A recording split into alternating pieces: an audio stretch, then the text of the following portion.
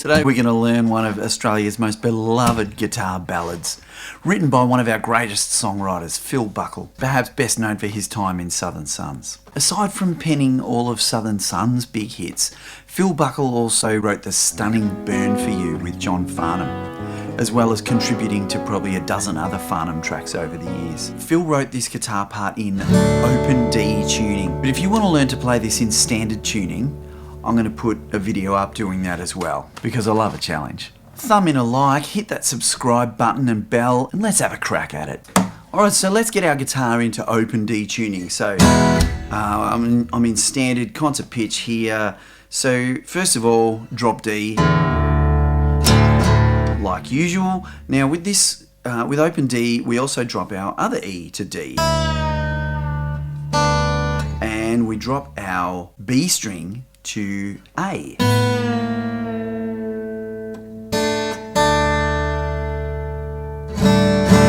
The last thing we do is drop our G string down to F sharp.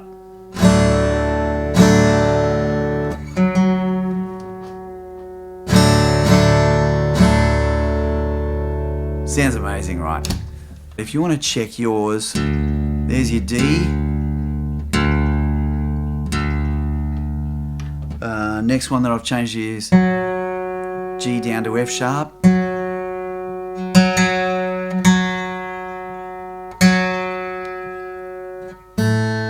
B string down to A.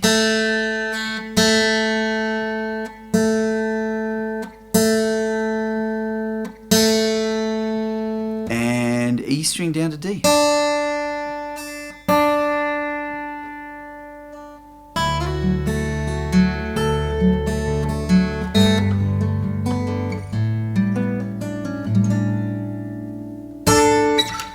Underneath it all, Hold Me in Your Arms possesses quite a simple chord structure. It's just like D, G, A7, there's an E minor and a B minor. The only chord that isn't in the key of D major is the C9 chord that appears at the very end of the bridge. Now the full tabs are, as always, over on my page at Soundslice, but the way I like to teach is to give you some building blocks to work on. Now the two building blocks for this song are the chord shapes and the finger picking. So let's have a look at the chord shapes for a start. The song is based in D, the guitar is tuned to D. So there's your D chord. The song also features a G chord. The main shape that is used in the verses is like that. So I've got 5, 5, open, 3, open, open. But in the intro, there's another G chord where we've got the second fret on the second string also added in there. Now, I've been lucky enough to see this tune performed live many times, from way back in the early days when Southern Sons released their first album and they played at the Grain Store in Melbourne. I saw them play it when supporting John Farnham on the Chain Reaction tour at Rod Laver Arena, and most recently I saw Jack sing it here in Traralgon at our new Performing Arts Centre last Sunday night. Absolutely mind-blowing, as he always is. But what it looked like to me was that Jack was playing that chord in the intro like this. So 5, 5, open, 3, 2, open. I can't reach that quick enough when I'm...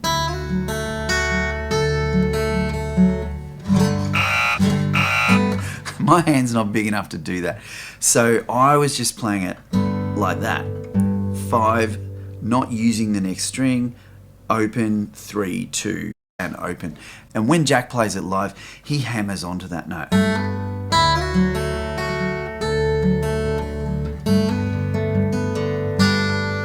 E minor is the next chord, which is played 2, 2, 2, 1, open, open.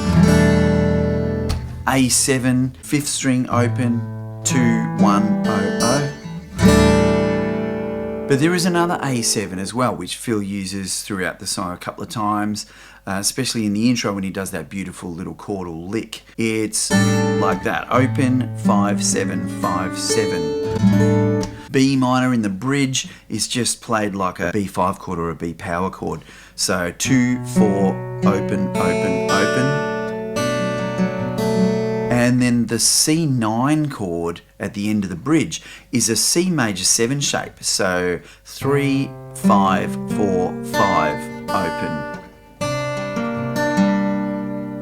If you think that doesn't do my head in, holding down a C major 7 but hearing a C9, hearing a dominant chord, it hurts my brain. So they're the chords. So you really want to get your hands around those for a start. The other thing that we want to have a look at is the picking, the right hand. It's basically what we call Travis picking. So it's where we're alternating bass notes with our thumb. The easiest way is to just practice on that big open D chord. You don't have to worry about your left hand. So the bass line is jumping 1, 2, 3, 4, 1, 2, 3, 4. And in between, we've got the 1, 2, and 3, and 4. 1, 2, and 3, and 4. So third finger, first, second. Third finger, first, second. 1, 2, and 3, and 4. 1, 2, and 3, and 4.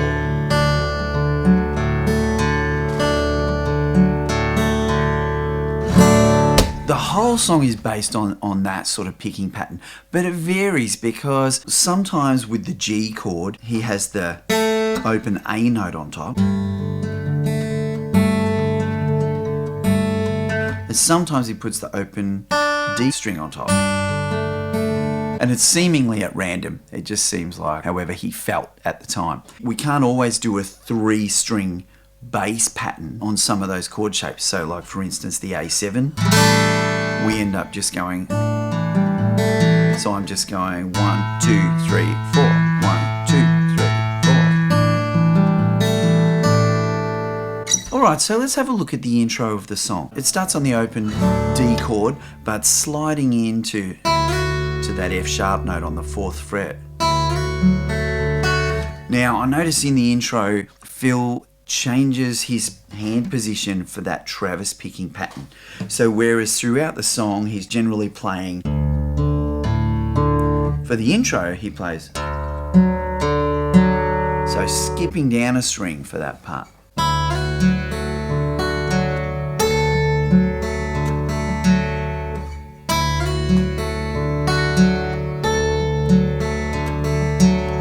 Then we've got our stretched out G chord.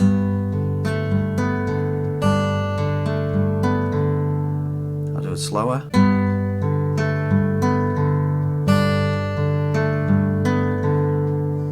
Now, if you can reach to have both fingers on there, your Travis picking pattern can continue. Let's see if I can do it. It's too hard for me. So it does it again. Same thing again. And then this cool little A7 lick that Phil plays. So we're playing open 5, 5, hammering onto the 7, 5, 7, 5, then strumming the chord.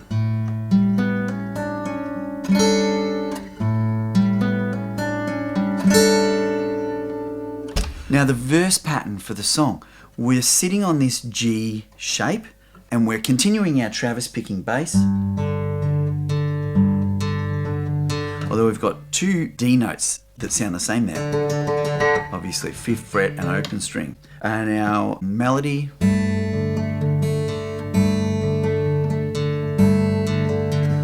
So that's basically our pattern, but as I mentioned earlier, Phil sometimes would play the open D string on top of that instead of the open A string.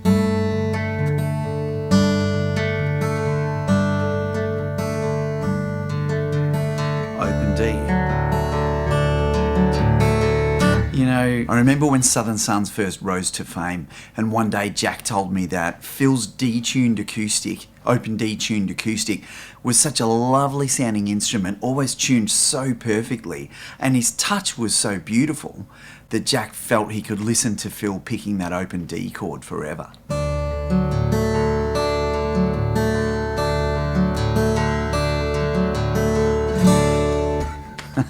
Beautiful. So after doing that again, back to the G, we go down to the E minor chord, which, you know, one of the things that makes this song sound so beautiful all the way through is that we've got this open A string and open D string that fits in with pretty much every chord Phil plays. So even though these notes just a standard E minor like we would normally play like that. We've got an A and a D on top, so it's actually like an E minor 11. So the pattern for that one. Then we drop down to that A7 shape. That's all he plays there to go back into the G.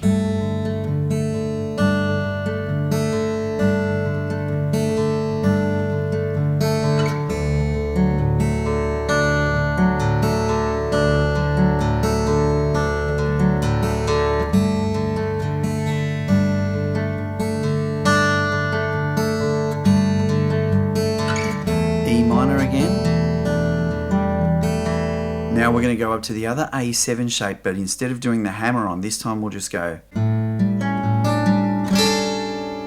Just a version of that Travis picking line that Phil's been doing throughout the song. Now the chorus. The chorus changes a little bit. It's a D chord, a D over C sharp, and then a G over B. But on the recording we can hear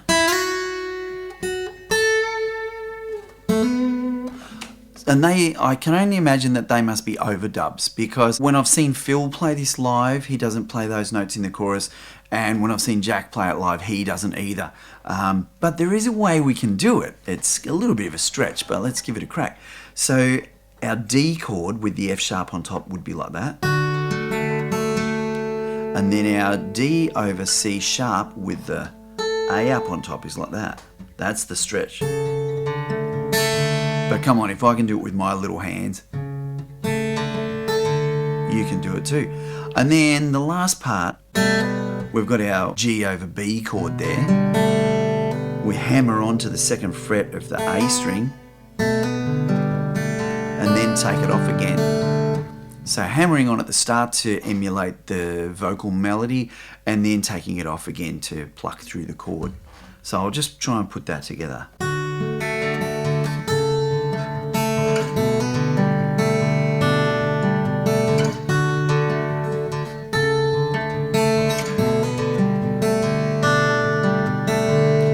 So it does it twice, then we go down to the E minor again. A7, back to the G, and then to the open D. Phil does a little harmonic at the 12th fret on the bottom 4 strings, where Jack starts singing the second verse. So it goes through the same pattern again, verse and chorus. Then we've got the bridge. Now the bridge starts on a B minor 7 chord, which is just 2 and 4. E minor, same as before. A7. Repeats, B minor 7. E minor. A7. This time, C9. Then we're back into the chorus. Now, after that chorus, it just hangs on the G for a couple of bars, slowing down.